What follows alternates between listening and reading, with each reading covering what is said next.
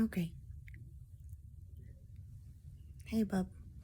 It is Saturday, October 9th, 2021. And it has been so much harder to make these things than I thought it would be. Um, Again, like, I wanted you to know that I think about you every day. So I wanted to make one every day. But it's super hard to get by myself.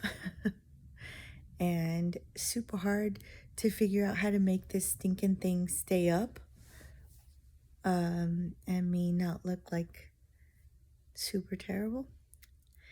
But anyways, I just got back from California. I was with Enrique's mom. Her mother, she and her mother were in Mexico, and so they had to go back to California because that's where abuelita, that's where Enrique's grandmother lives, is in California. They were just visiting in Mexico. And so she had to go back. And because Enrique's mother doesn't speak English well at all, or almost none at all, she wanted someone to go with her back to California to navigate the airport and what have you. And grandma's old, so she needs help too, and doesn't speak any English at all. And I'm learning a little bit of Spanish and kind of getting a little bit better. And I think I did pretty good. They they were they were super nice, and there were every once in a while I would have an English speaker there that would help me. But otherwise I was able to get my thoughts across. And Enrique's mom, like I said, she's learning English as well, so she was able to get her thoughts across to me. And yeah, we just we had a blast. I was a little bit nervous before going because I was afraid that I wouldn't be enough help for them. And before I left from the house there, she said, like, she told me in broken English, "You were so much help." So I felt good about it. Like, I was able to have a good time and have fun, and that was my first time in California. And but I was also able to help them, so I was happy. And his grandmother, before we left, I mean, she was so sweet. She reminded me of the stories they tell me about my great grandmother, about your great great grandmother, abuelita, ama. We used to call her ama. And Mama and Dad would sit and talk for hours, even though you know how Pop is.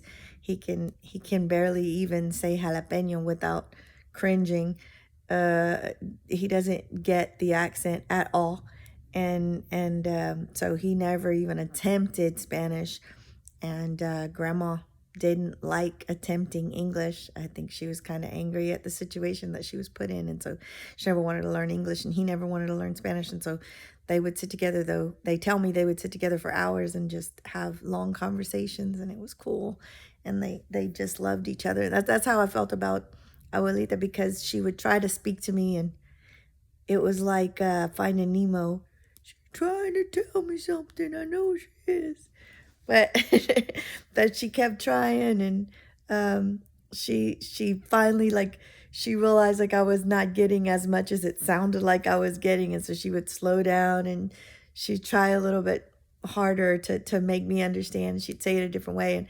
And by the end of the week, I wanted to take her home so bad, and she was so sweet. I mean, just I loved her so much.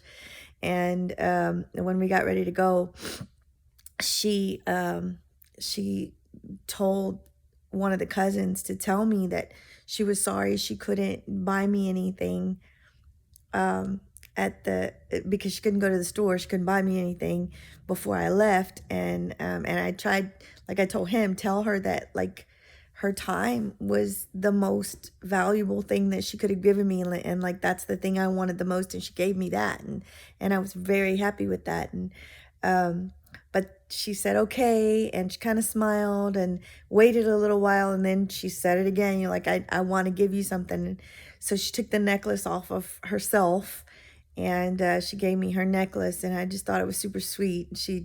I know she's always dressed to the hilt. And so I know it meant something to her. And so I gave her my necklace from Africa, which really meant a lot to me too, because we got really close to the people out there. And that was the only one I had. I had broken or given away all the rest of them, and that was my last one. And so, and it was my set. I had the necklace from Africa and the earrings from Puerto Rico, but I felt like I wanted her, because she kept saying she wanted me to have it to remember her. And so I was glad that I got a chance. Like, I gave her that one, and hopefully she'll enjoy it. But anyways, I was just thinking about you today, and I was kind of wishing I could talk to you about it, because I know you really enjoyed California, and you've probably been there 2 or 3 times already, and this was my first time. So but anyway, there was that. And and I was excited that I was getting better at Spanish. And then also I just finished watching the originals, and kind of feeling like Klaus. I don't know if you've ever watched that one, but there's the main character is like super mean. In the beginning, he's always making just evil choices because he says it's for the best, like he's trying to tell people that it's for the best, and it's just evil choices. And the very beginning, he's super selfish.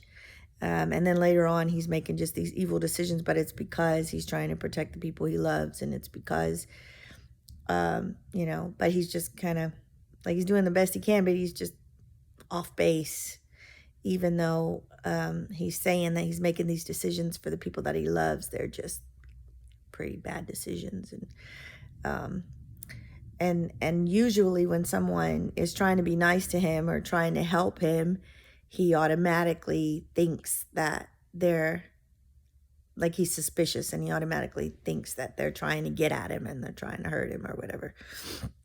And even in the very end, whenever he becomes unselfish, and when he's trying to do something truly for everyone else and sacrificing himself, he's having a conversation with his brother, and his brother tells him something, and he immediately thinks the worst. And I looked at it, and I just thought, like, I feel like him a lot. Like, I feel like I went through you guys' childhood and all my life doing what I felt was really, truly, I believe that the decisions I made for you and for your sister. And they were really, truly what I believed were the best things to do for you guys. And I wonder, though, if some of them were just bad, even though I was doing them for the right reasons and I wanted it to be for you guys. Sometimes I wonder, anyway. And also the automatically thinking the worst. And I think that that's kind of a gene that we've passed down.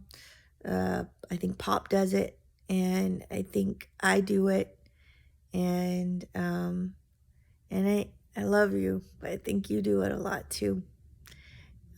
Where people are truly trying to do what's best, and we automatically think that we're suspicious, and we're not sure if what they're doing is really, like, we misread their intentions a lot. We misread other people's intentions a lot, I think.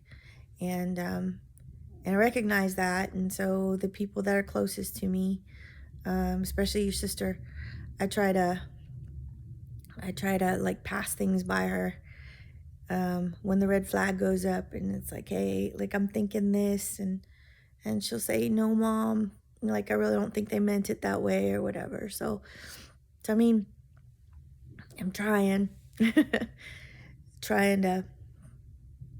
to be better and do better and be unselfish and all those things. But anyways, I just miss you and I love you, and I am praying that you are happy and feeling better after the motorcycle accident, and that you're learning more Spanish too, and that you're just happy. I love you, baby.